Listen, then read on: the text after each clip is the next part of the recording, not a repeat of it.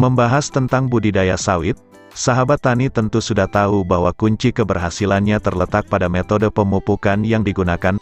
Hal ini dikarenakan pupuk adalah investasi terbesar yang dikeluarkan dalam budidaya sawit, 20–25% dari total biaya produksi. Untuk bisa mendapatkan produktivitas yang optimal dari tanaman kelapa sawit, sahabat tani harus mengetahui dua hal berikut ini. Yang pertama, kecukupan hara tanaman sawit sahabat serta lingkungan tumbuhnya. Kedua, metode pemupukan yang sesuai dengan kebutuhan hara di tiap fase pertumbuhan tanaman. Mengenali defisiensi hara pada tanaman sawit. Pada dasarnya tanaman sawit rentan kekurangan nutrisi karena tidak terserapnya unsur hara dari tanah karena kondisi lingkungan perkebunan seperti genangan air, erosi tanah, atau persaingan dengan gulma. Berikut ini adalah beberapa ciri-ciri defisiensi unsur hara pada tanaman sawit. A. Defisiensi nitrogen. N. Hara penentu pertumbuhan. Defisiensi sering terjadi karena ketersediaan N dalam tanah yang rendah serta tumbuhnya gulma di sekitar tanaman. Helai daun berubah jadi hijau muda, hingga kekuning-kuningan dan pada kasus yang parah akan menggulung dan mati.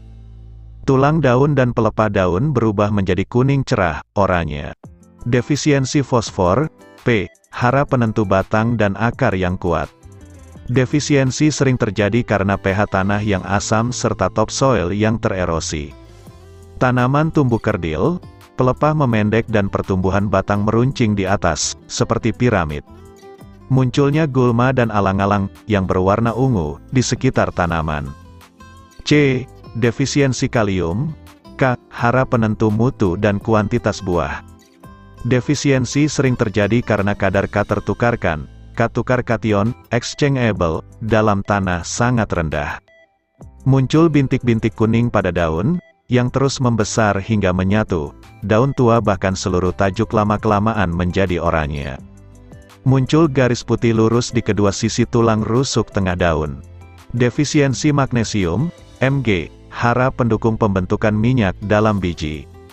Defisiensi sering terjadi pada daerah yang curah hujannya tinggi, 3.500 mm per tahun. Daun tua berwarna hijau kekuningan pada tepi daun, daun yang terkena sinar matahari terus-menerus akan lebih rentan, lama-kelamaan menjadi coklat dan akhirnya kering. E. Defisiensi boron. B. Hara penentu kesehatan akar dan keberhasilan proses pembungaan dan perkecambahan biji. Defisiensi sering terjadi karena tingginya kandungan N dan K di dalam tanah dan pada pH tanah kurang dari 4,5 atau lebih besar dari 7,5.